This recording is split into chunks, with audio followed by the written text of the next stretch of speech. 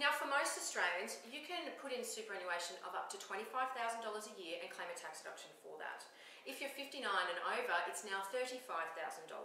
So let's talk about how that works. So when you make a contribution to super, it's taxed in the fund at 15%. If you can get a tax deduction for that, the highest tax bracket in Australia with the Medicare levy is 46.5%. So if you're claiming a tax deduction at 46.5%, it's only being taxed at 15%, you're saving the difference, which is up to 32.5%, which is wonderful.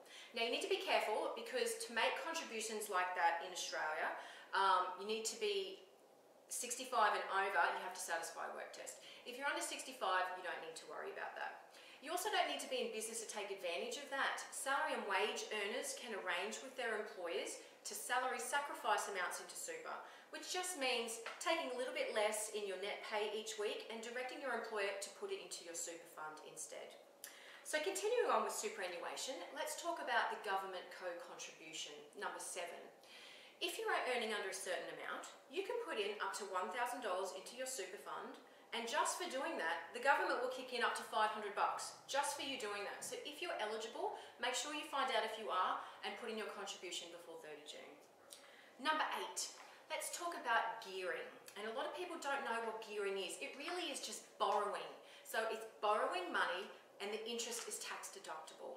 So you can borrow money to buy an investment property or to invest in a portfolio of shares, but it's all about using someone else's money to have investments that are hopefully going to make you wealth and grow wealth, but do it in a tax effective way where the interest is tax effective. That's gearing. Continuing on with gearing, number 9, around about this time of year, there's a lot of great products around where they're structured. You borrow an amount of money, it gets invested into, say, the top shares listed on the stock exchange, and the interest is tax deductible. But the great thing is that you can actually prepay a whole year's interest before 30 June and get an immediate deduction for it, which is a great way to save your tax. And if you don't have the cash to do that payment, you can actually borrow that and still get the tax deduction for the whole year's interest before 30 June in this financial year. So find out about those sorts of things. Number 10, if you're a small business, so pretty much your turnover is under 2 million, you can prepay expenses and get a tax deduction for the whole lot now. For instance, things that span, say, 12 months, like your Yellow Pages advertising or business insurance premiums. Say your premium falls due in June. Yes, it goes into the next financial year, but if you pay the whole lot in June, you get the full deduction in this financial year. So take advantage of prepaying expenses if you can. Number 11. For small businesses again, if you go and purchase a piece of plant and equipment before 30 June, and it's less than $6,500, you get an immediate tax write-off of the amount. It doesn't have to be depreciated over the life of the asset like it usually does, so that's fantastic.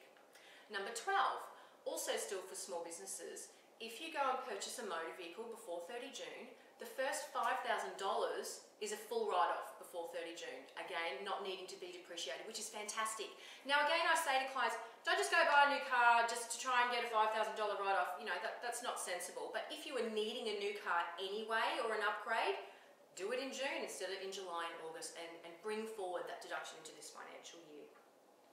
Number 13, if your business sells to people on terms, review your accounts receivable or debtors list for any bad debts. So you can write off a bad debt if you genuinely tried to recover the debt and you're really not going to be getting that money, then you can write it off because you would have already brought to account the income in your sales. So now you can write off that debt and claim the deduction against that. And coming up to the end of the financial year is a good time to have a good look and review your list of debtors.